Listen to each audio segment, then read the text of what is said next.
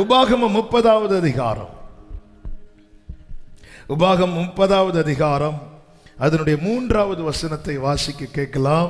உபாகமம் 30:3. உன் தேவனாகிய கர்த்தர் உன் சிறையிருப்பை திருப்பி உனக்கு இறங்கி, உன் தேவனாகிய கர்த்தர் உன்னை சிதற அடித்த எல்லா ஜனங்களிடத்திலும் இருக்கிற உன்னை திரும்ப சேர்த்துக் கொள்ளுவார்.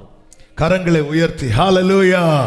இந்த நாளிலே பேசும்படி கடந்த நாள் இரவிலே பரிசுத்த ஆவியானவர் சிந்தையிலே கொண்டு வந்து தியானிக்க வைத்த வார்த்தை, உன் சிறையிருப்பை திருப்புவே.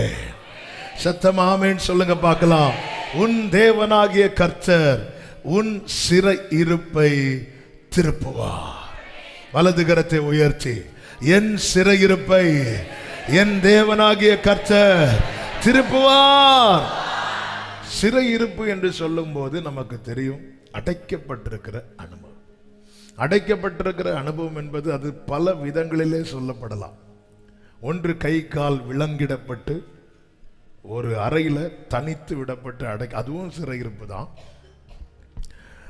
இன்னொன்று பார்த்தீங்கன்னா இந்த ஜூ எல்லாம் பார்த்தீங்கன்னா அது ரொம்ப பெரிய ஏரியாவாக தான் இருக்கும். நிறைய மிருகங்கள் இருக்கும், காட்டுக்கு ராஜாவங்க இருக்கும். அதுக்கு நல்ல இடம்லாம் கொடுக்கப்பட்டிருந்தாலும் அதால் என்ன செய்ய முடியாதுன்னா வெளியே வர முடியாது. அதுக்கு இஷ்டமானதை அதால் வேட்டையாடி சாப்பிட முடியாது. அதுவும் சிறையிருப்பு தான். சில சிறையிருப்பு ரொம்ப நெருக்கமான சிறையிருப்பு, சில சிறையிருப்பு விசாலமான சிறையிருப்பு. சில பறவைகளுக்கு ரெக்கை இருக்காது, பறக்க முடியாது. ஆனால் சில பறவைகள் கூண்டில் அடைக்கப்பட்டிருக்கும், அதை விட்டா என்ன ஆயிரும்? பறக்கும். அதுக்கு ரெக்கைகள் உண்டு, ஆனாலும் பறக்க முடியாது. அதான் சிறையிருப்பு.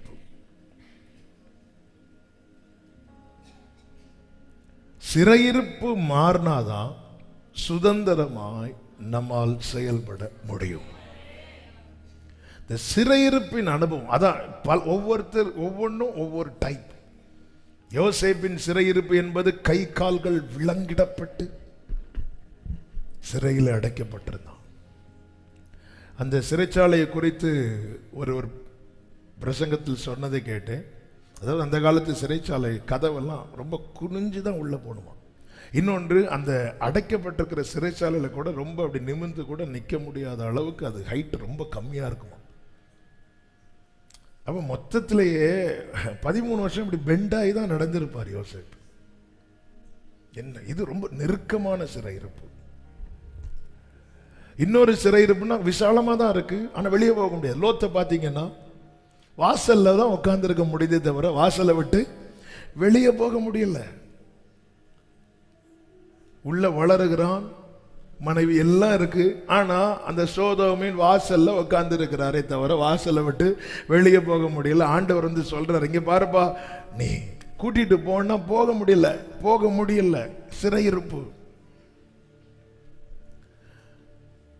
இந்த சிறையிருப்பு மாறணும்னா கர்த்தர் மாற்றினால் மட்டும்தான் உண்டு. நெகேமியா 1வது அதிகாரம் 3வது வசனத்துல இப்படி சொல்லப்பட்டிருக்கிறது. ஒருத்தங்க வந்து எருசலேமின் அலங்கம் தீக்கிரையாக்கப்பட்டிருக்கிறது. அரண்மனையில் நெகேமியா இருக்கிறார், பானபாத்திரக்காரனா. அப்போ வந்து அந்த இன்ஃபர்மேஷனை வந்து கொடுக்க வராங்க. சொல்லும்போது ஒரு வார்த்தை சொல்றாங்க, வாசிங்க. அதற்கு அவர்கள், சிறையிருப்பில் மீந்திருக்கிறவர்கள், சிறையிருப்பில் மீந்திருக்கிறவர்கள் அந்த தேசத்தில் மகா தீங்கையும் நிந்தையையும் அனுபவிக்கிறார்கள். சிறையிருப்பில் இருக்கிறவர்கள் அனுபவிக்கிற காரியங்கள் நிந்தை, தீங்கு.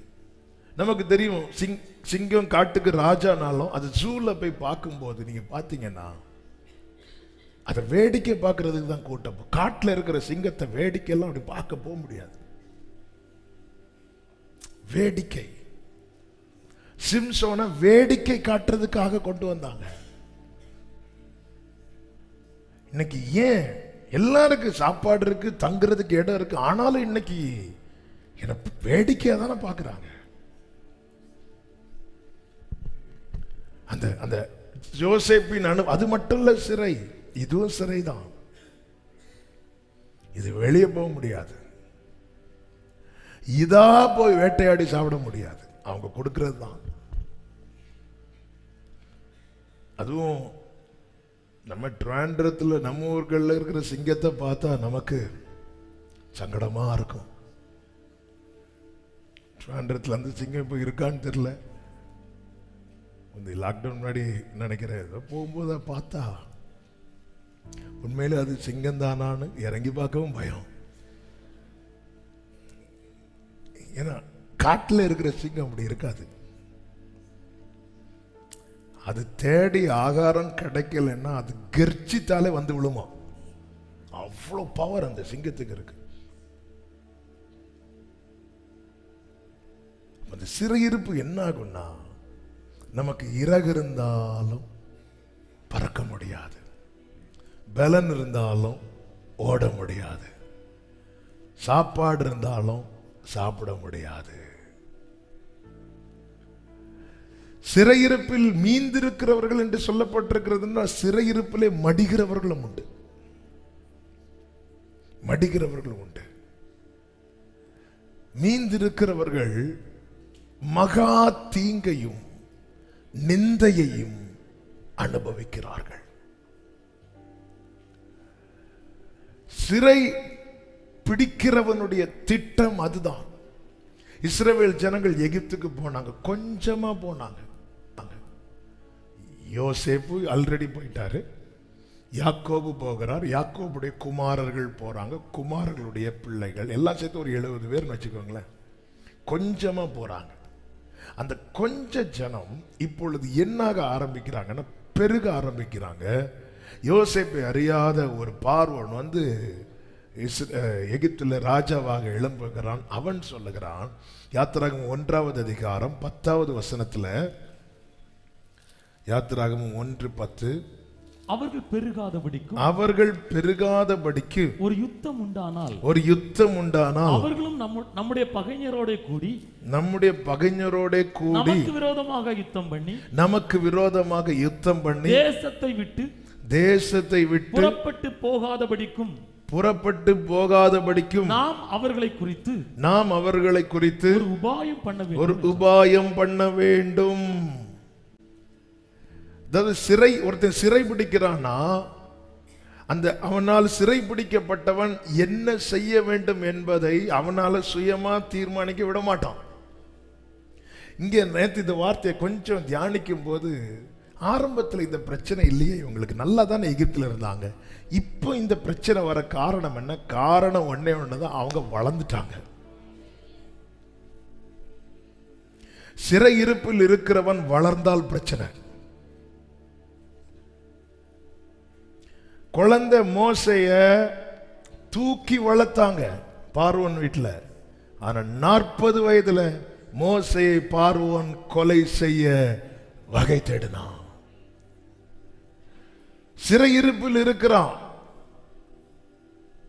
வகை தேடுகிறான். ஏன்னா வளர்ந்துட்டான். சிறையிருப்பில் இருக்கிறவன் வளர்ந்தா பிரச்சனை. யாக்கோபு ஒண்ணு இல்லாம லாபான் வீட்டுக்கு வந்தான், தூக்கி வச்சு கொண்டாடினாங்க. இப்ப யாக்கோபு என்ன செஞ்சாலும் அவன் ஆசீர்வதிக்கப்படுற, அவன் வளருகிறான் என்று அறிந்ததும் லாபானுடைய முகம் வேறுபட்டது. வளர்ந்த பிரச்சனை. நீங்க அப்படியே இருந்தா ஒரு பிரச்சனை கிடையாது. உங்களை சிலர் பிடிச்சு வச்சிருக்கிறாங்கல்ல, அது உங்க குடும்பத்தில் இருக்கலாம், அது யாராரு, நீங்க அப்படியே இருந்தா அதே கஷ்டத்திலே இருந்துட்டு இருந்தா ஒரு பிரச்சனை கிடையாது. உங்க வாழ்க்கையில சில ஓபன் ஆகும் போது, வளரும் போது பிரச்சனை. இஸ்ரவேல் ஜனங்களுக்கு விரோதமா இப்படி ஒரு பிளான் பண்ண காரணம் என்ன? வளர்ந்துட்டாங்க. அவன் வளர்ந்துடக்கூடாது. அவன் இங்க இருந்து அவன் போயிட்டானா அவன் சுதந்திரவாளி ஆயிடுவான். இங்க இருந்தா நம்ம கண்ட்ரோல்ல நான் கொடுக்கறதுதான் சாப்பிடணும், நான் கொடுக்கறதுதான் உடுத்தணும், இன்னைக்கு பட்டினி போட்டா பட்டினி. ஆனா இவங்க வெளியே போயிட்டாங்க, அப்படி இல்லை. சிறை இருப்பு, சிறை பிடிக்கிறவன் தெரியுமா, அவன் இப்படிதான் செயல்படுவான். ஆனா இவங்க பெருகினதுக்கு காரணம் என்ன? இவங்க பெருகினதுக்கு காரணம் என்ன? ஆதியாகமம் 13வது அதிகாரம் 14 முதல் 17 வரை உள்ள வசனங்களிலே லோத் ஆபிரகாமை விட்டு பிரிந்த பின்பு கர்த்தர் ஆபிரகாமை நோக்கி, உன் கண்களை ஏறெடுத்து நீ இருக்கிற இடத்திலிருந்து வடக்கையும் தெற்கையும் கிழக்கையும் மேற்கையும் நோக்கி பார். God's plan என்ன? ஒரு ஏரியால அல்ல, எல்லா ஏரியாவிலையும். அடுத்து சொல்லுகிறார் ஆண்டவர், நீ பார்க்கிற இந்த பூமி முழுவதையும் நான் உனக்கும் உன் சந்ததிக்கும் என்றைக்கும் இருக்கும்படி கொடுத்து. நல்லா புரிஞ்சுக்கோங்க, உங்களை சத்துரு சிறை பிடிக்க காரணம் என்ன தெரியுமா?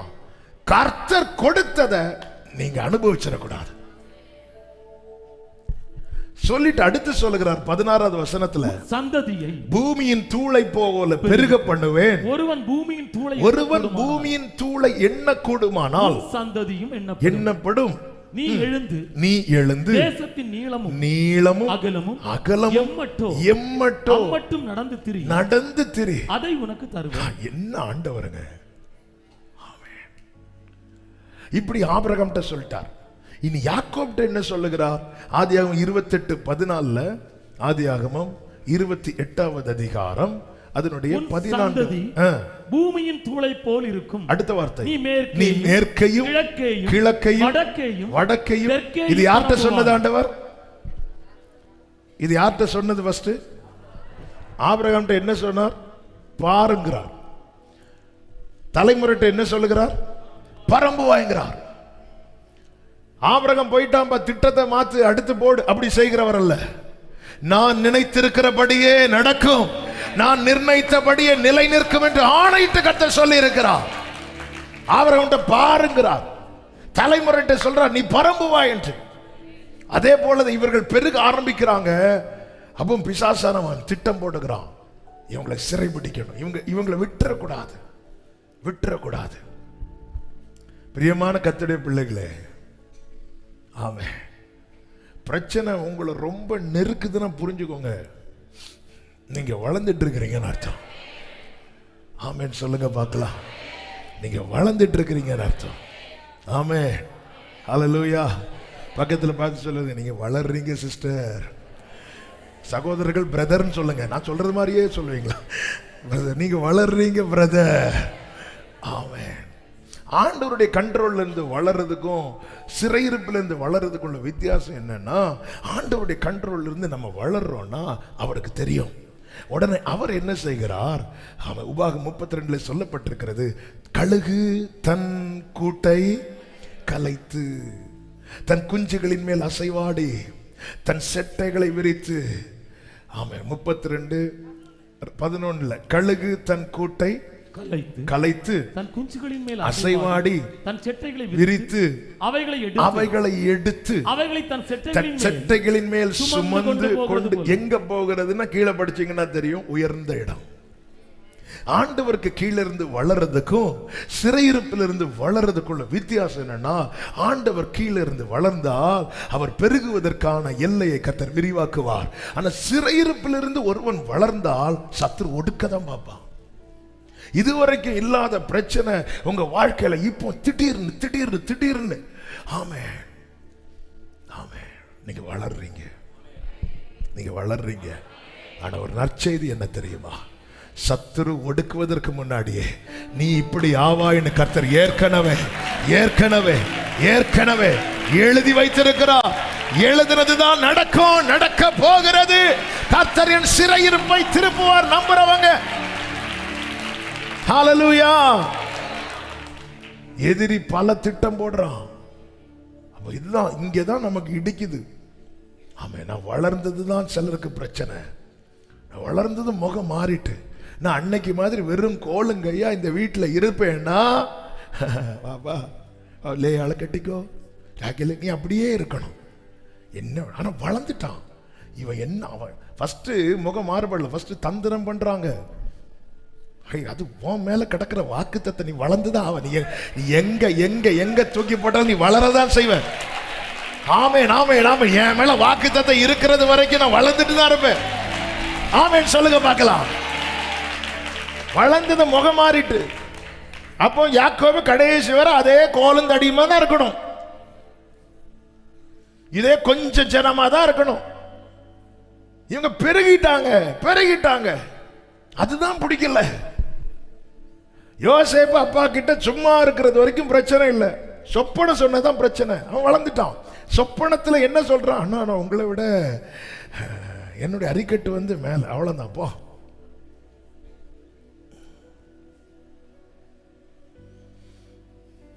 அவனை தூக்கி விற்று போடுகிறார்கள்.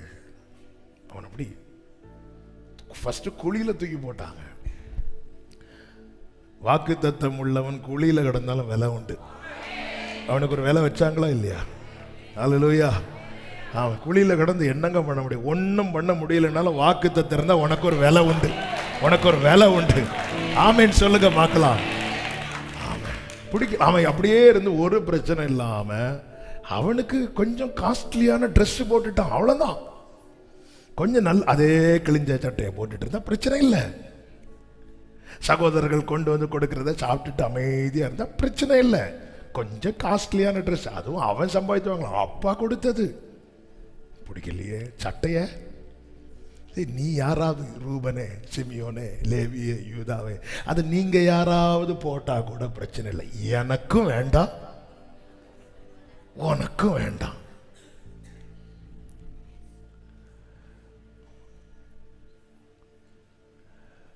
சிலர், நான் உங்களை சொல்லல,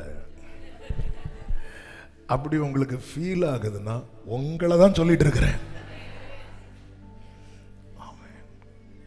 அவன் அதே கிழிஞ்ச சட்டை, இந்த ஜனம் அப்படியே இருந்தா பிரச்சனை இல்லை. அது வளர்ந்துட்டான், கொஞ்சம் சம்பாதிச்சுட்டான், கொஞ்சம் நல்லாயிட்டான், அவன் பெருகிட்டான். பிளான் பண்ணு, வா வா வா வா பிளான் பண்ணு.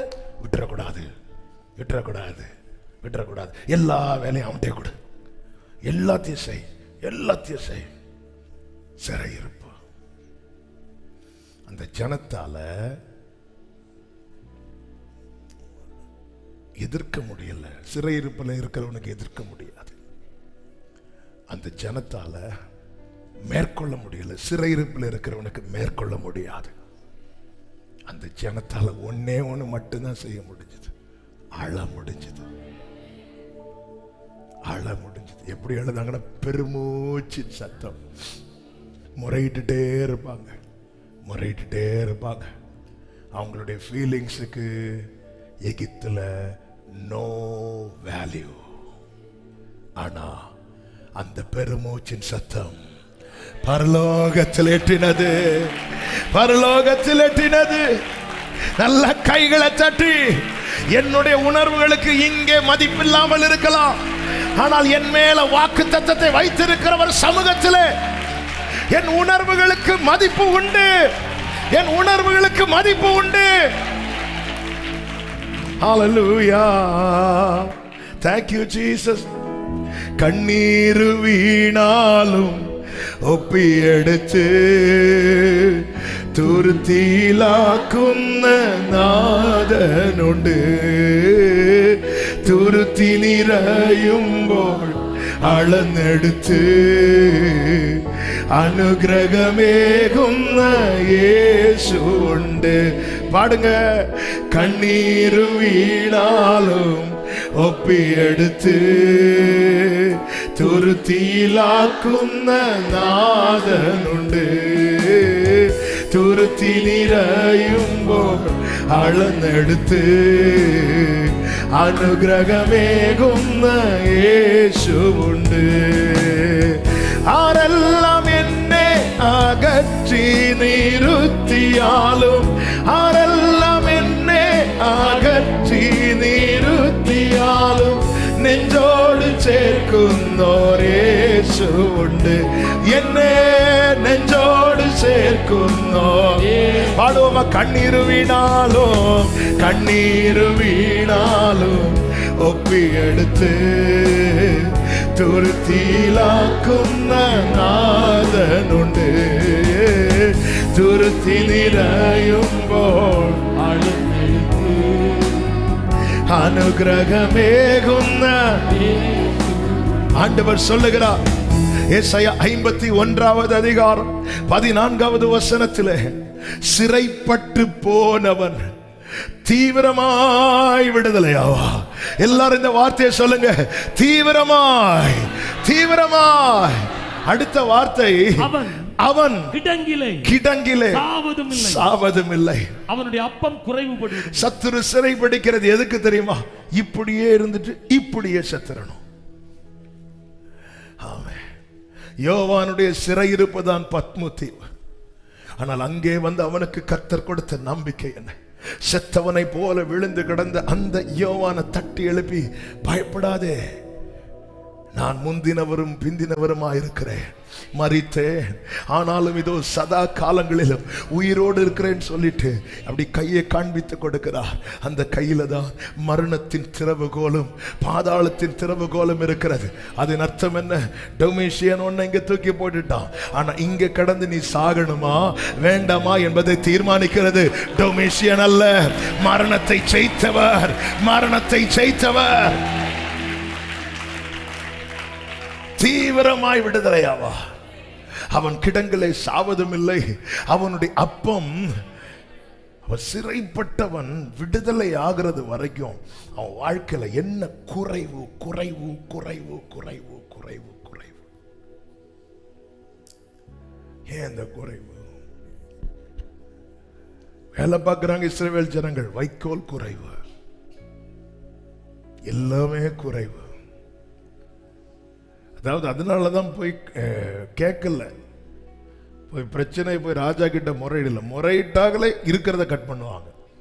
சில அதிகாரத்தில் இருக்கிறவங்களை பார்த்துருக்கீங்களா? கீழே இருக்கிறவங்க கொஞ்சம் சேலரி கூட்டி தரக்கூடாதுன்னா இருக்கிறத கட் பண்ணுவாங்க.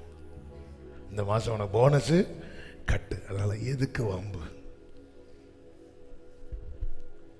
அடுத்த வசனத்தில் சொல்லப்பட்டிருக்கிறது, 15வது வசனத்தில் தேவனாயிருக்கிற வார்த்தை கவனிங்க. சிறையிருப்பிலிருந்து கர்த்தரால் வெளியே கொண்டு வர முடியுமா என்கிற கேள்வியோடு, நான் இருக்கிற சிறையிருப்பிலிருந்து வெளியே கொண்டு வர முடியுமா என்கிற கேள்வியோடு இருக்கிற ஒவ்வொருவருக்கும் இந்த வார்த்தையை சொல்லுகிறேன். உன் தேவனாகிய கர்த்தர் நானே என்கிறார். அடுத்த வார்த்தை, அலைகள் கொந்தளிக்கத்தக்கதா சமுத்திரத்தை குலுக்குகிற கைகளை உயர்த்தி ஆமென் சொல்லுங்க பார்க்கலாம். அவர் சமுத்திரத்தை என்ன செய்வாரா? குலுக்குறதுல அலையே வெளியே வருது. நாம் இருக்கிற சிறையிருப்பு அவருடைய கரத்துக்கு எம்மாத்திரம் எம்மாத்திரம். சிறைப்பட்டு போனவன் தீவிரமாய் ஆமென் சொல்லுங்க பார்க்கலாம். எரேமியா 30:3 சொல்லப்பட்டிருக்கிறது, இதோ நாட்கள் வரும் என்று சொல்லுகிறார், அப்பொழுது நான் இஸ்ரவேலும் யூதாவுமாகிய ஜனத்தினுடைய சிறையிருப்பை திருப்பி நான் அவர்கள் பிதா. சிறையிருப்பை திருப்புறது எப்போ திருப்பணும்னு கர்த்தர் ஒரு நாளை குறிச்சு வச்சிருக்கிறார். கடந்த நாள்ல ஒரு வீட்டில் ஜெபிக்கும் போது ஒரு தாயார் சொன்ன வார்த்தை அது என்ன ரொம்ப பாரப்படுத்தினது. ஆண்டவர் இந்த வாக்குத்தத்தங்களை தந்திருக்கிறார். ஒருவேளை நான் பார்க்கலைன்னாலும் என் பிள்ளைங்களாவது அதை பார்ப்பாங்கன்னு நான் நம்புறேன் அப்படின்னு சொன்னாங்க.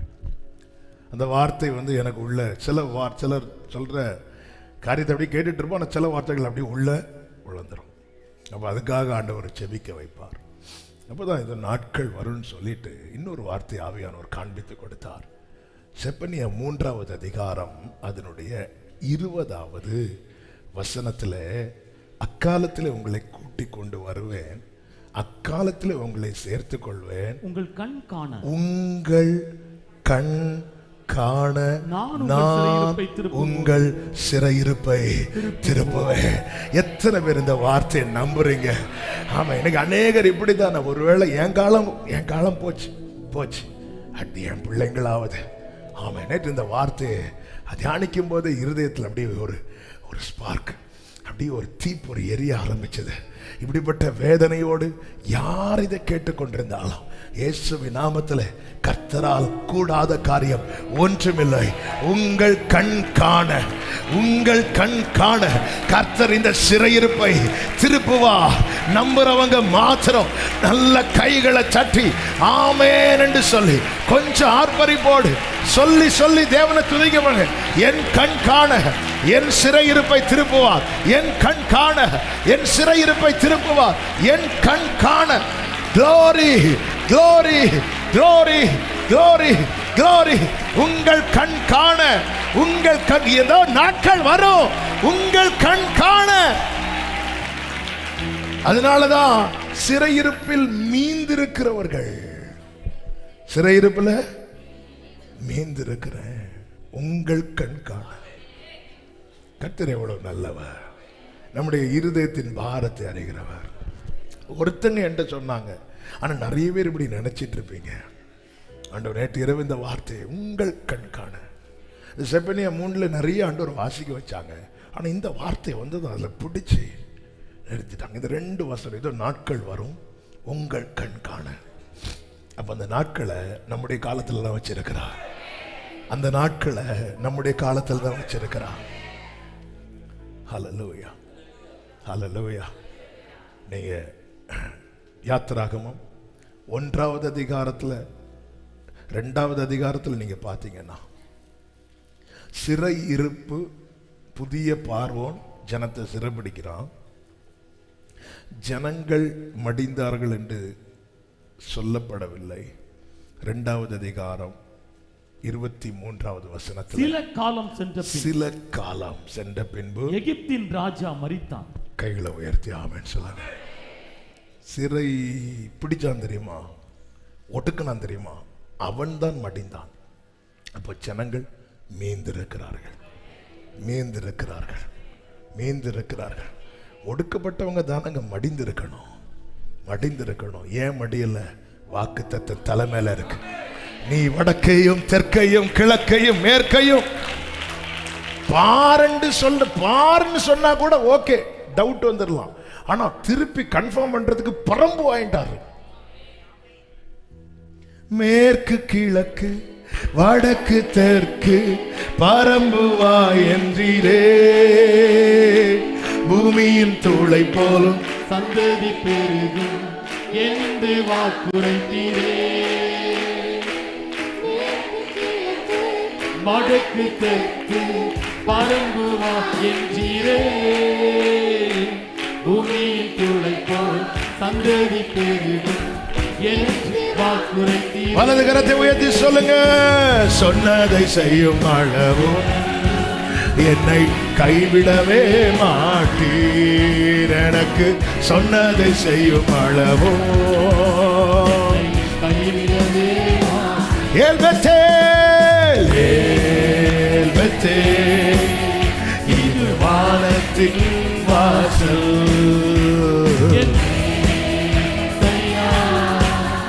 ஆசீர்வாதத்தின் வாசல். ஏல்பெத்தேல், இது வானத்தின் வாசல். ஆமென். ஆசீர்வாதத்தின். எப்படி தேவன் சிறையிருப்பை திருப்புகிறார், சிறையிருப்பு திருப்பப்படும் போது உண்டாகிற ஆசீர்வாதங்கள் என்ன என்பதை நாம கொஞ்சம் தியானிச்சு, நாம நேரம் இல்லை, அதனால கொஞ்சம் சுருக்கமா சொல்லி நான் செபிக்க விரும்புகிறேன். கர்த்தர் நம்மோடு கூட இடைபடுவாராக. எப்படி தேவன் சிறையிருப்பை திருப்புகிறாராம்? 85வது சங்கீதம் 1வது வசனத்திலே சொல்லப்பட்டிருக்கிறது. 85:1. கர்த்தாவே உமது தேசத்தின் மேல் பிரியம், கர்த்தாவே உமது தேசத்தின் மேல் பிரியம் வைத்து யாக்கோபின் சிறையிருப்பை திருப்பினீர். சிறையிருப்பு மாறணும்னா தேவ பிரியம் வேணும், பிரியம் வைக்கணும். தேவன் பிரியம் வைக்கிறார். அப்ப எப்பொழுது தேவன் பிரியம் வைக்கல அப்படின்னா, சங்கீதத்திலும் எபிரேயரிலும் சொல்லப்பட்டிருக்கிறது. ஆமென். இருதய கடினம் தேவனுக்கு கோபத்தை கொடுக்குது. உடனே தேவன் என்ன சொல்லுகிறார்? இவர்கள் எந்த பிள்ளைகள்? கோபாக்கினையின் பிள்ளைகள் என்றும். அது மாத்திரமல்ல, அவருடைய இளைப்பாறுதலில் பிரவேசிப்பதில்லை என்று கர்த்தர் எப்படி ஆணையிட்டார்? கோபத்திலே ஆணையிட்டேன். கோபத்தில். அப்ப தேவன் என் சிறையிருப்பை மாற்றணும்னா கர்த்தர் என் மேல் பிரிய வைக்கணும். கர்த்தர் நேசிக்கிற, அவருடைய நேசம் மாறாதது. ஆனால் அந்த பிரியம் என்மேல், அதை நான் அனுபவிக்க கூடாதபடிக்கு என்னுடைய இருதய கடினம், என்னுடைய செயல்கள், இதனால தானே சிதேக்கியா ராஜா கிட்ட எத்தனை முறை இந்த எரேமியாவை கொட்டேன். மனசு வைக்கலையே, கொஞ்சம் கூட விட்டு கொடுக்கலையே. எவ்வளவு பெரிய சிறை இருப்பு தெரியுமா? அதுதான் பாபிலோனின் சிறை இருப்பு. எவ்வளவு கஷ்டப்பட்டாங்க தெரியுமா? அதன் பிறகு தானியேல் போன்றவர்கள் எழும்பி தேவ சமூகத்தில் போராடினது நிமித்தமாக, ஆமென், ஹல்லேலூயா, கர்த்தர் பெரிய தரியு நாட்களிலே பெரிய ஒரு விடுதலையை கர்த்தர் கட்டளையிட்டார். இந்த சிறையிருப்பில் அகப்பட்டா அதுக்கப்புறம் ரொம்ப கடினம். சிறையிருப்பில் மீந்திருக்கிறவர்கள் மகா தீங்கையும் நிந்தையையும் அனுபவிக்கிறார்கள். தேவன் பிரியம் வைக்கணும், தேவன் பிரிய வைக்கணும். எப்ராஹிம் தன் இளவயதின், ஐயோ நான் தப்பு பண்ணிட்டேனே என்று தன் இளவயதின் நிந்தையை சுமந்து வருகிறதை, அவன் சொல்லுகிறதை நிச்சயமாக கேட்டேன். எவன் ஒருவன் தன் பிள்ளைகளை உணர்ந்து மனம் வருந்தி தேவனிடத்தில், ஐயோ ஆண்டவரே நான் இப்படி பண்ணிட்டேனே என்று சொல்லுகிறானோ, வெரி நெக்ஸ்ட் வெர்ஸ்ல என்ன சொல்லப்பட்டிருக்கிறது? எப்ராஹிம் எனக்கு அருமையான குமாரன் அல்லவா எனக்கு. தேவன் இதை தான் பார்த்துட்டு இருக்கிறார். நான் இன்னும் என் இருதயத்தை கடினப்படுத்தி தள்ளி தள்ளி போவேன் என்றால் சிறை இருப்பின் கட்டுகள் பெருகதான் செய்யுமே தவிர குறையாது. அந்த இளையகுமாரன் மனம் வருந்தி தன் தகப்பனிடத்தில் திரும்பின போது அந்த சிறையிருப்பின் வஸ்திரங்கள் மாற்றப்படுகிறது. சுத்தமான புதிய வஸ்திரம் அவனுக்காய் கொடுக்கப்படுகிறது. அவன் வீட்டுக்குள்ளே கொண்டு போகப்படுகிறான். சிறையிருப்பு, நம்ம சும்மா ஜோம் பண்றோம் எடுக்கிறோம் எல்லாம் ரைட். சிறையிருப்புக்கான காரணத்தை கண்டுபிடிக்கணும். முதல்ல காரணம் என்ன? யோசேப்பு நாட்களில் கொஞ்சம் பேர் இருந்தாங்க. அன்னைக்கு சிறைபிடிக்க முடியாத பார்வோன் இன்னைக்கு இவ்வளவு ஜனம் பெருத்திருந்தும் ஏன் சிறைபிடிக்கிறாங்கன்னா, அன்று யோசேப்பு நாட்களில் இருந்தவர்கள் தேவனை அறிந்திருந்தார்கள். இந்த ஜனங்கள் தேவனை அறிகிற அறிவை விட்டு விட்டார்கள். ஓசியா 14வது அதிகாரம் 1 முதல் 4 வரை உள்ள வசனங்களை நீங்கள் பார்க்கும்போது, உன் தேவனாகிய கர்த்தரிடத்தில் திரும்பு, நீ அக்கிரமத்தினால் விழுந்தாய். வார்த்தைகளை கொண்டு கர்த்தரிடத்தில் திரும்புங்கள், அவரை நோக்கி தேவரீர் எல்லா அக்கிரமத்தையும் நீக்கி எங்களை தயவாய் அங்கீகரித்தருளும். அப்பொழுது நாங்கள் எங்கள் உதடுகளின் காளைகளை செலுத்துவோம். அசீரியா எங்களை ரட்சிப்பதில்லை. ஆண்டவரே, அசீரியா எங்களை ரட்சிப்பதில்லை. நாங்கள் குதிரைகளின் மேல் ஏற மாட்டோம். எங்கள் கைகளின் கிரியையை பார்த்து நீங்கள் எங்கள் தேவர்களை என்ன நம்ப ஆரம்பிச்சுட்டாங்கன்னா, தங்கள் கிரியை, தங்கள் பலத்தை, தங்கள் பணத்தை, ஏன்னா வசதி வந்துட்டுல நம்ப ஆரம்பிச்சுட்டாங்க. சிறையிருப்பு வந்த போதுதான் தெரிந்தது, இல்லை இதெல்லாம் ஒன்றுக்குமே உதவாது. இனி நாங்கள் எங்கள் கைகளின் கிரியை பார்த்து எங்கள் தேவர்கள் என்று சொல்ல மாட்டோம். இப்படி சொல்லிட்டு இருக்கும்போது கர்த்தர் சொல்லுகிறார் 4வது வசனத்துல, நான் அவர்கள் சீர்கேட்டை குணமாக்குவேன், அவர்களை மனப்பூர்வமாய் சிநேகிப்பேன், என் கோபம் அவர்களை விட்டு நீங்கிட்டு. நீ கர்த்தரிடத்துல திரும்ப. இன்னைக்கு கர்த்தர் இந்த செயலை செய்ய போகிறார். கோபம் விலகுது, பிரியம் உண்டாகுது. கோபம் விலகுது, பிரியம் உண்டாகுது. உபாகம் 30வது அதிகாரத்தில் அதுதான் அப்படிதான் சொல்லப்பட்டிருக்கிறது. 30வது அதிகாரம் 1வது வசனம் 2வது வசனம் 1 சொல்லப்பட்டிருக்கிறது, நீ உன் இருதயத்திலே சிந்தனை செய்து. 2வது வசனத்திலே சொல்லப்பட்டிருக்கிறது, உன் தேவனாகிய கர்த்தரிடத்திற்கே திரும்பி உனக்கு கற்பிக்கப்பட்டது எல்லாம் நீயும் உன் பிள்ளைகளும் உங்கள் முழு இதயத்தோடும் உங்கள் முழு ஆத்துமாவோடும் அவருடைய சத்தத்திற்கு செவி கொடுத்தால் உன் தேவனாகிய கர்த்தர் உன் சிறையிருப்பை திருப்பி. நான் இப்படி தான் இருப்பேன், நான் இதே பாவம் செஞ்சிட்டு இருப்பேன், வசனத்தை கேட்க மாட்டேன், ஜெபம் பண்ண மாட்டேன், சர்ச்சுக்கு வர மாட்டேன், நான் அப்படியே தான் இருப்பேன். என் சிறையிருப்பை திருப்பணும்னா சிறையிருப்பு கூடும். ஆமென். சரி, நான் அகப்பட்டுட்டேன்.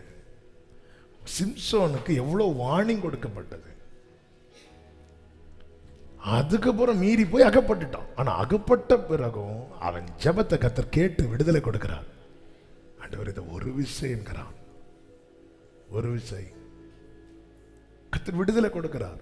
மனாசே கர்த்தருடைய வார்த்தைகளை கவனியாதே போனான் என்று 2 நாளாகமம் 33வது அதிகாரத்திலே சொல்லப்பட்டிருக்கிறது. 2 நாளாகமம் 33 10 11 வசனங்களிலே இப்படி சொல்லப்பட்டிருக்கிறது. கர்த்தர் மனாசேயோடும் அவனுடைய ஜனத்தோடும் பேசின போதிலும் அவர்கள் கவனிக்காதே போனார்கள். ஆகையால் கர்த்தர் அசீரியா ராஜாவின்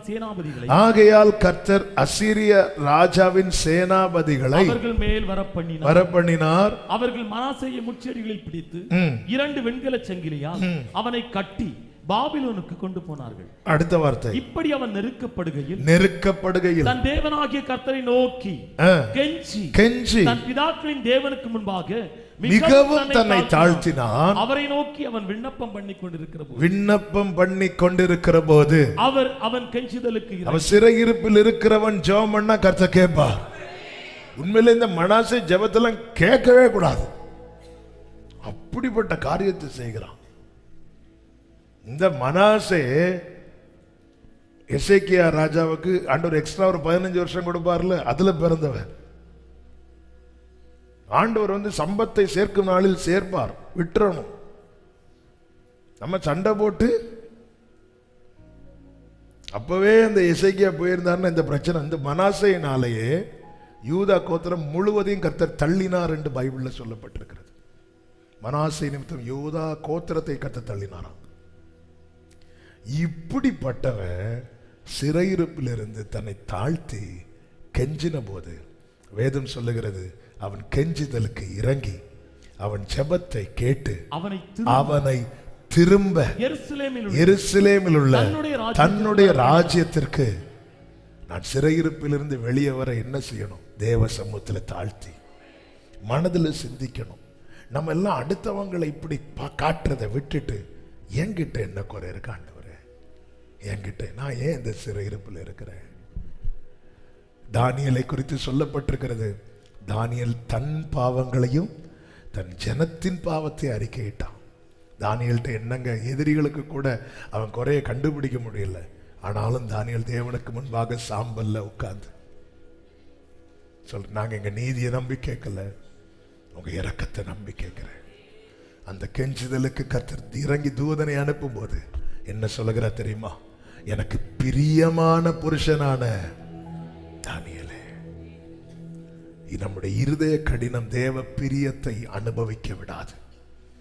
நம்ம தாழ்த்தும் போது தாழ்மையுள்ளவனுக்கு கர்த்தர் கிருபை கொடுக்கிறார். அந்த கிருபை தான் என்ன தெரியுமா? எந்த சிறையிருப்பா இருந்தாலும் அதிலிருந்து கர்த்தர் வெளியே கொண்டு வருவார். ஒரு மனாசே வெளியே கொண்டு வந்த ஆண்டவருக்கு அவரை அப்பா பிதாவே என்று அழைக்கிற உங்களையும் என்னை வெளியே கொண்டு வர முடியாதோ? கர்த்தர் சொல்லுகிறார், நான் மனப்பூர்வமாய் சிநேகிப்பேன். நம்முடைய வாழ்க்கையை பாருங்க, எவ்வளவு நாள் தான் அந்த கட்டு இருக்கும்? எவ்வளவு நாள் தான் இந்த சிறையிருப்பிலிருந்து கர்த்தர் வெளியே கொண்டு வருவாராக. சிறையிருப்பு திருப்பப்படும் போது உண்டாகிற ஒரு 5 காரியங்கள், 5 நன்மைகளை ஆமென் எல்லாம் எக்ஸ்பிளைன் பண்ண டைம் இல்லை, நேரம் போகிறது. நம்ம கொஞ்ச நேரம் செபிக்க போகிறோம். அதை சொல்லி இதுக்காக நம்ம ஜெபம் பண்ணணும். சிறையிருப்பு திரும்பும் போது என்ன உண்டாகும்? யோபு 42வது அதிகாரம் அதனுடைய 10வது வசனத்தை வாசியுங்கள். யோபு 42:10. யோபு தன் சிநேகிதருக்காக வேண்டுதல் செய்த போது அவன் ஒரு காரியம் திரும்ப திரும்ப ரிப்பீட் ஆயிட்டு இருக்கு. சிறையிருப்பிலிருந்து வெளியே வர ஜெபம் ரொம்ப அவசியம். ஆமென். ஆனா ஜெபிக்கிறதுக்கு முன்னாடி உன் மனதிலே சிந்தனை செய், உன்னை தாழ்த்து, உன் நிலைய பாரு. ஜனங்கள் சிறையிருப்பில் இருக்கும் போது, அதாவது கொள்ளை நோய், பஞ்சம், இப்படிப்பட்ட சிறையிருப்பில் இருக்கும்போது ஜனங்கள் தங்கள் பொல்லாத வழிகளை விட்டு தங்களை தாழ்த்தி முகத்தை தேடி ஜெபம் பண்ணா கர்த்தர் என்ன செய்வாராம்? சேமத்தை கொடுப்பார். ஏன்னா அவருடைய நாமம் நமக்கு தருவிக்கப்பட்டிருக்கிறது. தாழ்த்தி பொல்லாத வழிகளை விட்டு தேடினான். மீந்து இருக்க வச்சிருக்கிறது அதுக்கு தான். மடிகிறதுக்கு முன்னாடி தேடணும். தீங்கு நிந்தை இருக்குன்னு சொல்லி நான் தேடாம இருந்தேன்னா அந்த தீங்கு நிந்தை என்னை விழுங்கும். இன்னும் கர்த்தர் இந்த தீபத்தை அணைய விடாம எத்தனையோ பேர் மடிந்தார்கள், எத்தனையோ பேர் மடிந்தார்கள். யோபு கிட்ட ஒவ்வொருத்தன் வந்து விஷயத்தை சொல்றான் தெரியுமா? இந்த இடத்துல இப்படி ஒரு காற்று வந்துச்சு, அதுல இவ்வளவு பேர் மடிந்தார்கள், நான் மாத்திரம் மீந்து, நான் மாத்திரம் தப்பி ஓடி வந்திருக்கிறேன். இந்த இடத்துல கல்தையர் வந்தார்கள், மடிந்தார்கள், எல்லாத்தையும் கொண்டு நான் மாத்திரம் தப்பி ஓடி வருகிறேன். அக்கினி வந்துச்சு, எல்லாத்தையும் பட்சித்தது, நான் மாத்திரம். அப்ப இப்படி எல்லாத்துக்குள்ள நாம இருந்தோம். ஆனா தப்பி தப்பி கொண்டு வந்திருக்கிறார். இந்த கால கிருபையின் காலத்தை சரியாய் பயன்படுத்துகிறவன் வாழ்ந்திருப்பான். சரி, நான் மீந்து இவ்வளவு பிரச்சனைகளையும் கத்தர் வச்சிருக்கிறார்னா வெளியே கொண்டு வர ஒரு திட்டம் வச்சிருக்கிறார். நான் அசதியா இருக்கக்கூடாது. யோபு தன் சிநேகிதருக்காக வேண்டுதல் செய்த போது கர்த்தர் அவன் சிறையிருப்பை மாற்றினார். அப்படி சிறையிருப்பு மாறும்போது என்ன உண்டானது? யோபுவுக்கு முன்னிருந்த எல்லாவற்றை பார்க்கிலும், எல்லாரும் சொல்லுங்க, இரண்டத்தனையாய் கர்த்தர் அவனுக்கு. சிறையிருப்பு மாறும்போது முன்னிலைமையை விட பின்னிலைமை மகிமையாயிருக்கும், ஆசீர்வாதமாயிருக்கும். ஆமேன் சொல்லுங்க பார்க்கலாம். அந்த சிறையிருப்புல எல்லாமே நஷ்டமானது நமக்கு தெரியும். சாத்தான் தேவசனத்தில் போய் சோதிக்க பெர்மிஷன் கேட்கும்போது கர்த்தர் சொன்ன ஒரு வார்த்தை உண்டு. யோபு 1வது அதிகாரம் 12வது வசனம், 2வது அதிகாரம் 6வது வசனம். கர்த்தர் சாத்தானை நோக்கி, 1:12 கர்த்தர் சாத்தானை நோக்கி, இதோ அவனுக்கு உண்டானவை எல்லாம் உன் கையில் இருக்கிறது. இப்போ யார் அவனை சிறை பிடிக்கிறா? சாத்தான். ஏன்னா அவனுக்கு உண்டானவை எல்லாம் உன் கையில் இருக்கிறது. 2வது அதிகாரம் அதனுடைய 6வது வசனத்துல, அப்பொழுது கர்த்தர் சாத்தானை நோக்கி, அவன் உன் கையில் இருக்கிறான். அதனாலதான் வெல்த்லயும் கை வச்சான், ஹெல்த்லயும் கை வச்சான். ஆனா வெல்த் ஹெல்த்தும் கம்ப்ளீட்டா டவுன் ஆன ஒருத்தனுடைய முன்னிலைமையை பார்க்கலும் பின்னிலைமைய 2 மடங்கா ஆசீர்வதிக்க கூடியவர் இன்னும் உயிரோடு இருக்கிறார். அதை தான் யோபு சொல்லுகிறார், என் மீட்பர் உயிரோடு இருக்கிறார். ஆமென். நம்முடைய சிறையிருப்பு திரும்பும் போது இப்ப யோபுக்கு என்ன மட்டும்தான் இருக்குன்னா ஜீவன் மட்டும்தான் இருக்கு. அதுதான் யோபு சொல்லுகிறார், நீர் எனக்கு ஜீவனை தந்ததும் இல்லாமல் தைரியம் காட்டு, உம்முடைய பராமரிப்பு என் ஆவியை காப்பாற்றினது. அதாவது அணையாம காத்துட்டு இருக்கிறார். பராமரித்தவள் சொல்றா, நீங்க வாழ்ந்து ஒரு பிரயோஜனம் இல்லை, தேவனை தூஷித்து நீங்க வாழ்ந்து ஒரு பிரயோஜனம் இல்லைன்னு இல்லை. ஆனா மனசுல இருந்திருக்கும். ஆமா, ஏன்னா உங்களை பராமரிச்சு ஒரு பிரயோஜனம். சில சொல்லுவாங்க தெரியும், ரொம்ப சீரியஸா இருக்கும்போது வந்து இப்படி இங்க பாருங்க, உங்களுக்கு ட்ரீட்மெண்ட் காசு தான் போயிட்டே இருக்கு, அந்த வெண்டிலேட்டர் எடுத்துட்டா ஆளு அவுட்டு, பார்த்து எடுத்து செய்யுங்க. என்ன பார்த்து எடுத்து செய்ய? இதுதான் ஒரு பெரிய ஒரு சோதனை. சில வயசானவங்க, அதாவது 80-90 வயசுலாம் வாழ்ந்துருப்பாங்க. சிலர் வந்து, பாஸ்டர் தேவ சித்தம் நிறைவேற, என்ன தேவ சித்தம் கரெக்டா அவங்க சொல்லும் போதே தெரியும். கடைசி இப்படி இருந்தவன் தான் யோபு. அந்த யோபுவினுடைய முன்னிலைமையை பார்க்கலாம், பின்னிலைமை இதை செய்கிறவர் இன்னைக்கு உயிரோடு இருக்கிறார். சிறையிருப்பு மாறினா என்னுடைய முன்னிலைமையை விட என் பின்னிலைமை ஆசீர்வாதமா இருக்கும். உபாகமம் 30:3 தானே படிச்சோம். அந்த 3வது வசனத்துல உன் சிறையிருப்பை மாற்றுவேன் என்கிறார். 4-5 வாசிங்க.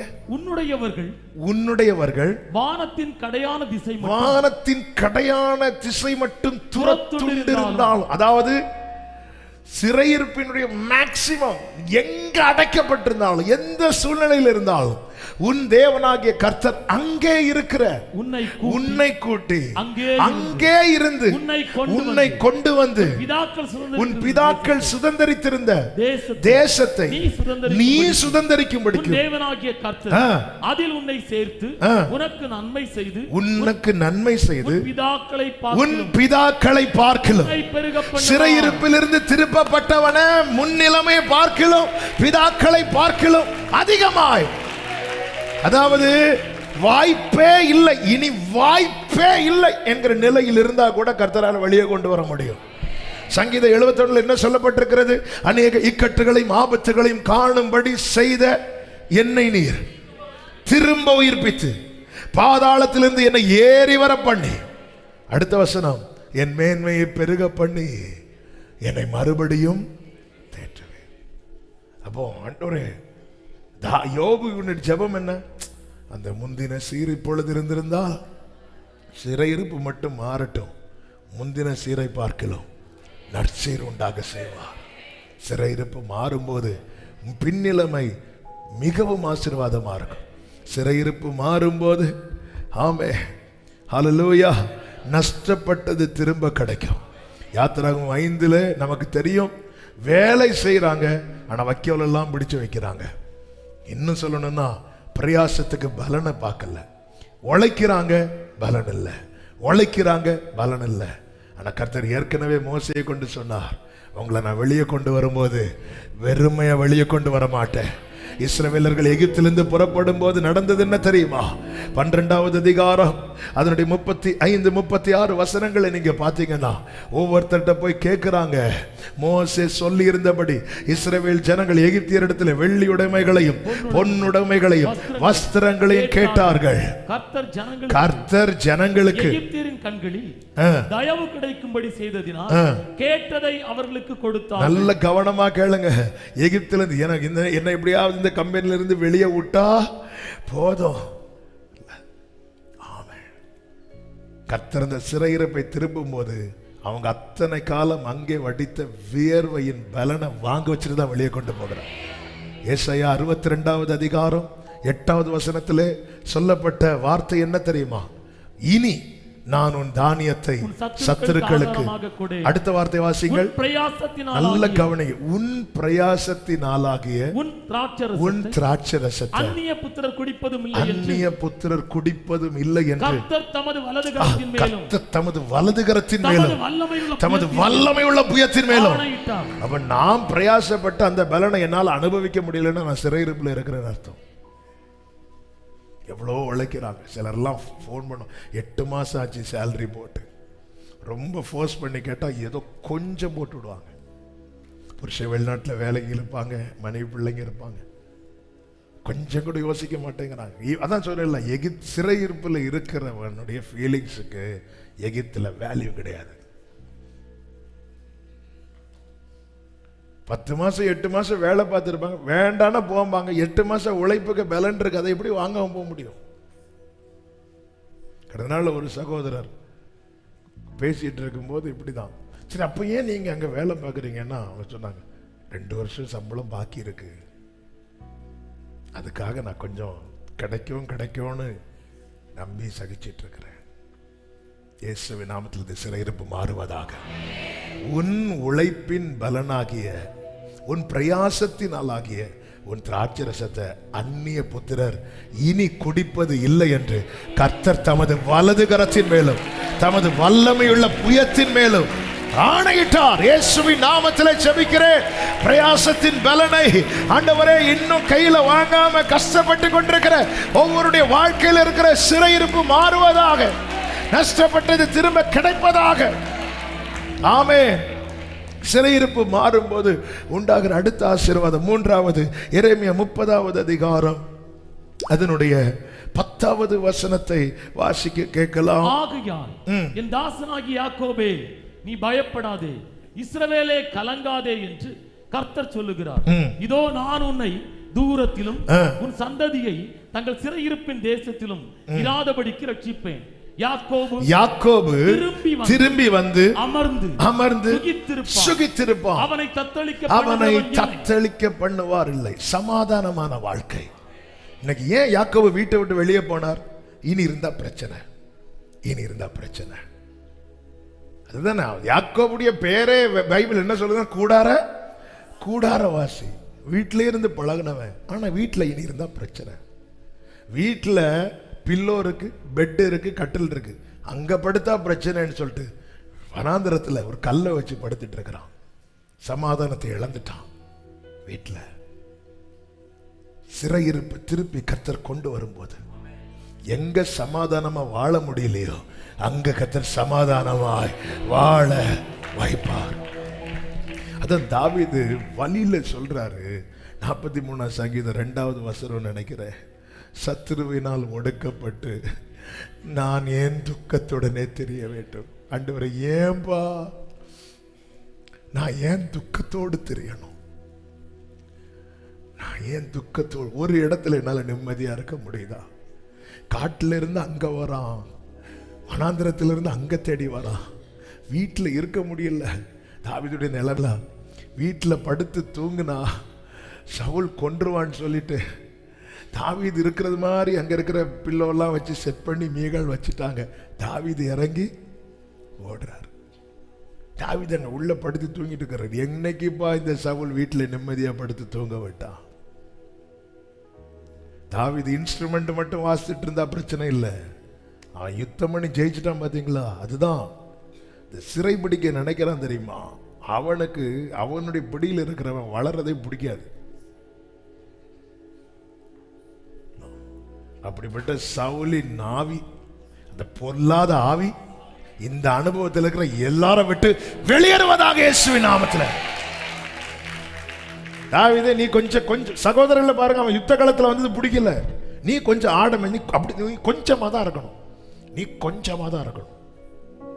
ஆமே, அது ஒரு பொல்லாத ஆவி.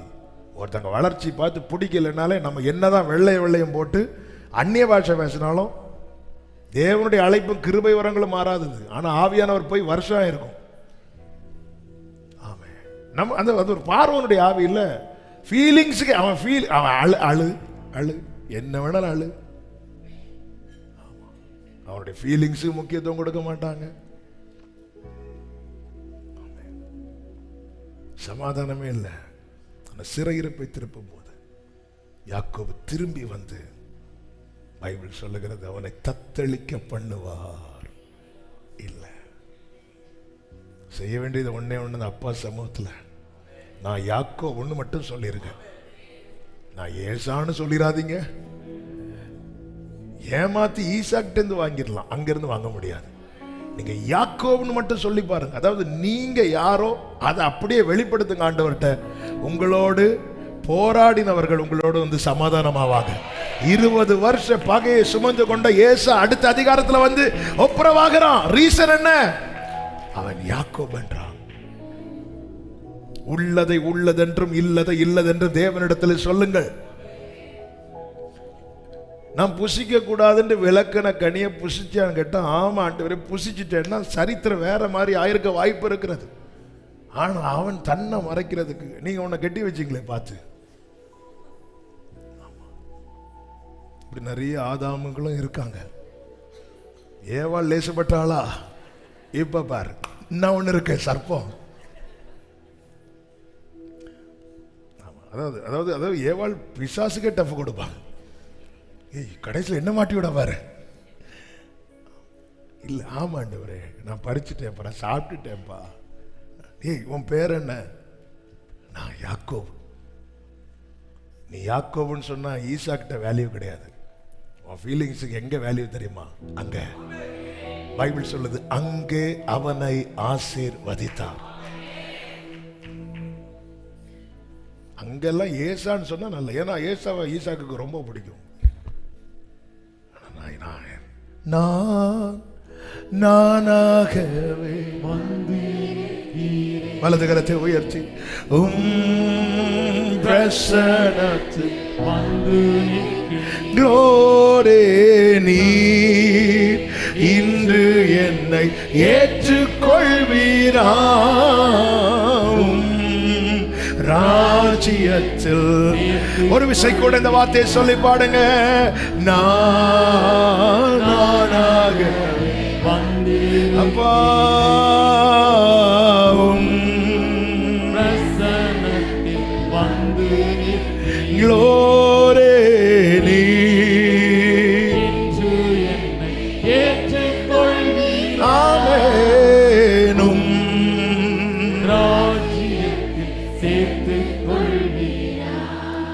சமாதானமான வாழ்க்கை. ஏசாயா 5 இருக்கிற யோபு 5 இருக்கிறது, உம்முடைய கூடாரம் சமாதானத்தோடு இருக்க காண்பு. ஆமென். எத்தனை பேர் அதை விரும்புறீங்க? எங்க வீட்டில் சமாதானம், குடும்பமா பந்தியை சுற்றிலும் எல்லாம் சேர்ந்திருந்து மகிழ்ச்சியாய் சாப்பிட்டு, எத்தனை குடும்பங்கள் இது நஷ்டமாகி எத்தனை ஆண்டுகள் ஆயிருக்கிறது. புருஷ மனைவி பிள்ளைங்க எல்லாம் சேர்ந்திருந்து கஞ்சியா இருந்தாலும் சேர்ந்திருந்து சந்தோஷமா சாப்பிடுறது, அது எவ்வளவு அது பிளஸ்ஸிங்க. ஆமென். ஆண்டவரே, இதை தடை பண்ணுகிற சிறையிருப்பு இயேசுவின் நாமத்தில் விலகுவதாக, விலகுவதாக, விலகுவதாக, விலகுவதாக. ஆமென். 2 வார்த்தையை சொல்லிட்டு ஜெபிக்கிற. சிறையிருப்பு மாறும்போது களிப்பின் சத்தம் உண்டாகும். எரேமியா 33:11. எரேமியா 33:11.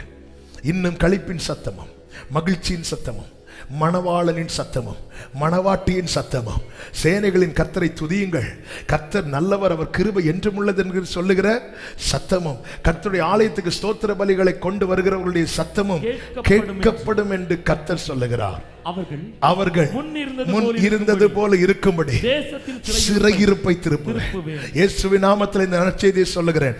சிறையிருப்பு திருப்பப்படும் போது குடும்பத்தில் மகிழ்ச்சியின் சத்தம், திருமண தடைகள் மாறுமா, மணவாளனின் சத்தம் கேட்கும், மணவாட்டியின் சத்தம். அது மாத்திரமல்ல, கர்த்தரை துதியுங்கள், அவர் நல்லவர், அவர் கிருபை என்றும் உள்ளது என்று சொல்லுகிற சத்தம் உண்டாகும். கர்த்தருடைய ஆலயத்துக்கு ஸ்தோத்திர பலிகளை, நமக்கு தெரிஞ்ச வசனம் மட்டும் தான் வாயில வரும். ஆமென். கர்த்தருடைய ஆலயத்துக்கு ஸ்தோத்திர பலிகளை கொண்டு வருகிறவர்களின் சத்தமும். சிலர் பார்த்திருக்கீங்களா, வீட்டில் சங்கடமா இருப்பாங்க, சர்ச்சில் வந்து சந்தோஷம் ஆயிடுவாங்க. சிலர் வீட்லேயும் துக்கம், அந்த துக்கத்தினால இங்கே வந்து அவங்களால. ஆனால் சிறையிருப்பு மாறும்போது சர்ச்சில் எவ்வளோ ஹாப்பியாக இருக்கிறாங்களோ அதே போல குடும்பத்தில். எத்தனை பேர் அதை விரும்புறீங்க?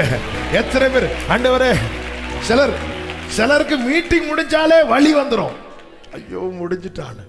சிலருக்கு எப்படா முடியும் இருக்கும். சிலருக்கு சில பேருக்கு முடிச்சுட்டு போதுக்கே மனசு இல்லாம, இந்த வெளியூர்ல இருந்தெல்லாம் சிலர் வருவாங்க பாருங்க, அப்படி போகும்போதே நினைச்சு வாரம். சர்ச்சில் படிக்கிற ஒரு பிள்ளை ஹாஸ்டலில் நிற்கிறான், மாதத்துக்கு ஒரு வாட்டி வருவான். வரும்போது சிரிச்சிட்டு வருவான், போகும்போது ஜோமண்ண வந்து நிற்ப முகத்தை பார்த்தா 7 வருட கொடும் பஞ்ச மாதிரி, அப்படி அவ்வளோ சங்கடம். ஆமாம். அப்போ வீட்லேயும் மகிழ்ச்சி. ஆமாம், கர்த்தரால செய்ய முடியும். ஆமாம். ஒரு விஷயம் உங்கள் வலது கரத்தை வைத்து, ஆண்டவரே, இங்கே கொண்டு வந்து இங்கே எனக்கு கிடைக்கிற தேர்தல், இங்கே எனக்கு கிடைக்கிற ஆறுதல், இங்கே எனக்கு கிடைக்கிற அந்த சந்தோஷம் என்னை நீங்கள் வச்சிருக்கிற கூடாரத்தில் வேணும், என்னை நீங்க வச்சிருக்கிற இடத்துல வேணும் வேணும். கர்த்தர் சிறையிருப்பை திருப்பும் போது இப்படி நடக்கும் சகோதரா, இப்படி நடக்கும் சகோதரி, இயேசுவின் நாமத்திலே ஆமென் சொல்லுங்க பார்க்கலாம். நான் ஒரு காரியத்தை சொல்லி செபிக்கிறேன். ஆமென்.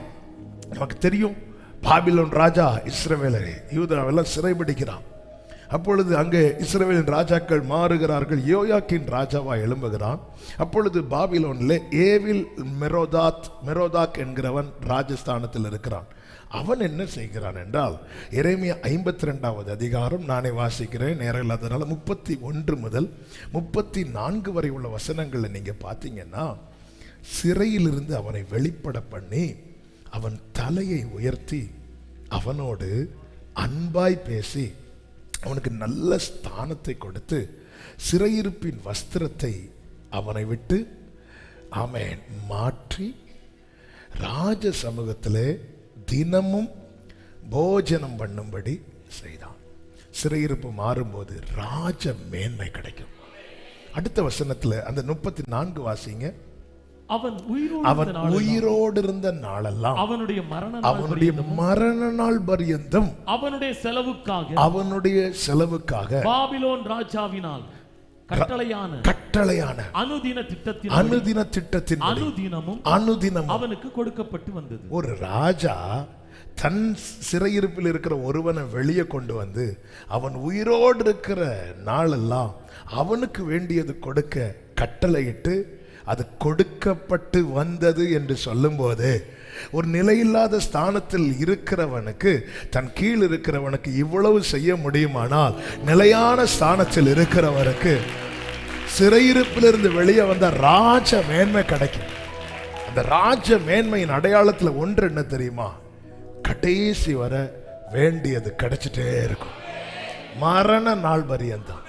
அதாவது அவனுக்கு எவ்வளோ, அவன் எப்போடா ரிட்டையர்ட் ஆகிறான், அன்னையோட அவனுக்கு பென்ஷனை கட் பண்ணி எல்லாம் கட் பண்ணு, அப்படி இல்லை. ராஜ கட்டளை என்பது அவனுடைய மரண நாள் பரியந்தம், அவனுடைய கடைசி வர கொடுக்கப்படும். அது மாத்திரமல்ல, ராஜ சமூகத்தில் அவனுக்கு டெய்லி அப்பம் புசிக்கிற பாக்கியம். சிறையிருப்பு மாறும்போது, மொர்தெகாயின் சிறையிருப்பு மாறின போது அவனுக்கு கொடுக்கப்பட்டது ராஜ மேன்மை. ஆமோனால சிறையிருப்பு, அந்த ஆமோன் கண்ணுக்கு முன்னாடியே ராஜ மேன்மை. பிரியமான கர்த்தருடைய பிள்ளைகளே, நம்ம செய்ய வேண்டியது ஒன்னே ஒண்ணுதான், தேவ சமூகத்தில் நம்மை தாழ்த்தி. அப்போ இதுல எந்தெந்த காரியங்கள் உங்க வாழ்க்கையில கட்டாக இருக்கு அல்லது ஸ்டாப் ஆகிருக்கிறது? பின்னிலைமை மோசமா போயிட்டு இருக்கா முன்னிலைமை விட? அல்லது உழைப்பின் பலன் வேற யாரோ சாப்பிட்டுட்டு இருக்கிறாங்களா? அல்லது வீட்டுக்குள்ள சமாதானமா இருக்க முடியலையா? வீட்டில் மகிழ்ச்சியின் சத்தம் நஷ்டப்பட்டு விட்டதா? அல்லது கிடைக்க வேண்டியதெல்லாம் ஆமா, இன்னும் நான் சிறுமைப்படுத்திக் கொண்டு தானே இருக்கிறேன். இந்த சிறையிருப்பின் வஸ்திரம் எப்பொழுது மாறும்?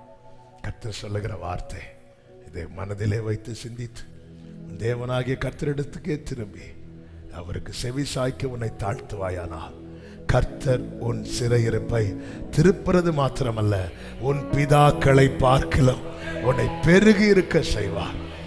ஒரு 2-5 நிமிஷத்தில் நம்ம ஜெபம் பண்ணி முடிக்க போகிறோம். முடிந்தவர்கள் முழங்காற்படியிட்டு அல்லது எழுந்து நின்று ஒரு 5 நிமிஷம் இதுல எந்த காரியத்தை நீங்க இழந்திருக்கிறீங்க, நஷ்டப்பட்டிருக்கிறீங்க, ஆண்டவரே இந்த சிறையிருப்பிலிருந்து கண்ணீரோடு ஆண்டவர் சமூகத்தில் தாழ்த்தி செபிக்கலாமா? என் நாமம் தரிக்கப்பட்ட என் ஜனங்கள் தங்களை தாழ்த்தி தங்கள் பொல்லாத வழிகளை விட்டு ஆண்டவரை பார்த்து சொல்லுவோமா? ஆண்டவரே, ஆண்டவரே, ஆண்டவரே, அப்பா இந்த காரியம், இந்த சிறையிருப்பை மாத்துங்க. என் முன்னிலைமையை பார்க்கல, முன்னாடி நல்லா இருந்தேன்ப்பா, நல்லா இருந்தோம்ப்பா, பின்னிலைமை ரொம்ப மோசமா போயிட்டு இருக்குது. அப்படி யாராவது இருக்கிறீங்கன்னு ஆண்டவர்கிட்ட சொல்லி இந்த சிறையிருப்பை மாற்றுங்கப்பான்னு சொல்லுங்க. வீட்டில் சமாதானமா இருக்க முடியலையேப்பா, சமாதானமா இருக்க முடியலையே. அப்பா வாராருன்னு கேட்டாலே பிள்ளை போய் ஒளிஞ்சுக்குது, மனைவி போய் ஒளிஞ்சுக்கிறாங்க. எவ்வளோ ஒரு வேதனையான தத்தளிக்க பண்ணுவார் இல்லாம யாக்கோபு திரும்பி வந்து சுகமாய் அமர்ந்திருப்பான். அப்பா வீட்டில் சமாதானமா இருக்க முடியாத நிலையில காணப்படுகிற அந்த சிறையிருப்பை தயவாய் மாற்றுங்கப்பா. ஆண்டவரை கஷ்டப்பட்டு இரவு பகலா உழைச்சோம் ஆண்டவரை, அந்த பிரயாசத்தின் பலனை இன்னொருத்த அல்லவா சாப்பிட்டுட்டு இருக்கிறான், இன்னொரு ஆள் அல்லவா. இனி உன் தானியத்தை சத்துருக்களுக்கு ஆகாரமாய் கொடேன் என்று உடைய வலது கரத்தின் மேல் ஆணையிட்டீரே. என் பிரயாசத்தின் பலனை நான் காணும்படிக்கு என் சிறையிருப்பை திருப்புங்கப்பா, சிறையிருப்பை திருப்புங்கப்பா. ஆண்டவரே எவ்வளவு நாட்களா வீட்டில் ஆச்சுப்பா இந்த மகிழ்ச்சியின் சத்தம் கேட்டு. ஆமென். மணவாளனின் சத்தம், மணவாட்டியின் சத்தம் எவ்வளவோ பார்க்கிறோம். சில பெற்றோருடைய கண்ணீர் எவ்வளவோ பார்க்கிறோம், எவ்வளவோ பார்க்கிறோம், ஒண்ணுமே வாய்க்கப்பட மாட்டேங்குது. ஆண்டவரே இந்த வேதனையோடு யார் இருந்தாலும் இயேசுவின் நாமத்தில் சிறையிருப்பு மாறட்டு ஆண்டவரே.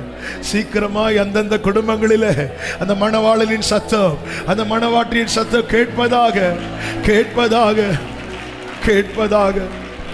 கர்த்தாவே கிருபை செய்யும் ஆண்டவரே. நீர் சிறையிருப்பின் வஸ்திரத்தை மாற்றும் ராஜா அல்லவா? ஒரு பாபிலோன் ராஜாவே யூதா ராஜா கிட்ட அன்பா பேசுவானா? நீர் அன்பின் உறைவிடம் அல்லவா, நீர் அன்பாவே இருக்கிறவர் அல்லவா. 2 கைகளை உயர்த்தி எங்களிடத்தில் இருக்கிற சிறையிருப்பின் வஸ்திரத்தை மாற்றுவீராக, மாற்றுவீராக, மாற்றுவீராக. இன்னும் எங்களிடத்தில் அந்த சிறையிருப்பின் வஸ்திரம் இருக்குமானால் தயவாய் மாற்றுவீராக, தயவாய் மாற்றி போடுவீராக, தயவாய் மாற்றி போடுவீராக. அப்படியே கைகளை உயர்த்தி வைக்கலாம். நான் ஜெபித்து முடிக்கிறேன். நல்ல தகப்பனே, இரக்கமுள்ள பிதாவே, உன் சிறையிருப்பை மாற்றுவேன் என்று நீர் இந்த நாளில் எங்களோடு பேசி நம்முடைய தயவுக்காய் ஸ்தோத்திரம். எங்களை உம்முடைய சமூகத்திலே தாழ்த்துகிறோம், அர்ப்பணிக்கிறோம். ஆண்டவரே, இன்னும் ஆண்டவரே, யார் யார் வாழ்க்கையில இந்த சிறையிருப்பின் அனுபவம் இருக்கிறதோ, இயேசு கிறிஸ்துவின் நாமத்தில் இப்பொழுதே அது மாறுவதாக. சிறையிருப்பு திருப்பப்படும் போது பின்னிலைமை ஆசீர்வாதமாக இருக்கும். அப்படியே அவர்கள் வாழ்க்கை ஆசீர்வாதமாக இருப்பதாக. சிறையிருப்பு மாறும்போது ஆண்டவர் உழைப்பின் பலனை காண முடியும். அப்படியே நம்முடைய பிள்ளைகள் காண்பார்களாக. சிறையிருப்பு திருப்பப்படும் போது கூடாரத்திலே சமாதானத்தோடு இருக்க முடியும். அப்படியே தத்தளிக்க பண்ணுவார் இல்லாமல் சுகமாய் தங்கியிருப்பார்களாக. சிறையிருப்பு திருப்பப்படும் போது மகிழ்ச்சியின் சத்தம் உண்டாகும். அப்படியே ஒவ்வொரு குடும்பங்களிலும் மகிழ்ச்சியின் சத்தம், மணவாளனின் சத்தம், மணவாட்டின் சத்தம் ஆலயத்தில் இருக்கும் போது எவ்வளவு ஹாப்பியா இருக்கிறாங்களோ அப்படி அவங்க குடும்பங்களில் இருப்பார்களாக. சிறையிருப்பு திருப்பப்படும் போது ராஜ மேன்மை உண்டாகும். மேன்மைப்படுத்தும் இந்த தேவன் என்றென்றைக்கும் உள்ள சதா காலமும் நம்முடைய தேவன். மரண பரியந்தம் நம்மை நடத்துவார். நல்ல கைகளை தட்டி ஆமென் என்று சொல்லு. நீர் அப்படியே செய்ய போகிற தயவுக்காய் ஸ்தோத்திரம். எல்லா மகிமை கனம் ஒருவருக்கே செலுத்துகிறோம். இரட்சகர் இயேசு கிறிஸ்துவின் நாமத்தில் பிதாவே, ஆமென். சேர்ந்து சத்தமாய் சொல்லுவோம். என் ஆத்துமாவே கர்த்தரை ஸ்தோத்திரி, முழுவதுமே அவருடைய பரிசுத்த நாமத்தை ஸ்தோத்திரி. என் ஆத்துமாவே கர்த்தரை ஸ்தோத்திரி, கர்த்தர் செய்த சகல உபகாரங்களை மறவாதே. ஆமென். ஹல்லேலூயா. God bless you. கர்த்தர் உங்களை ஆசீர்வதிப்பாராக. ஆமென்.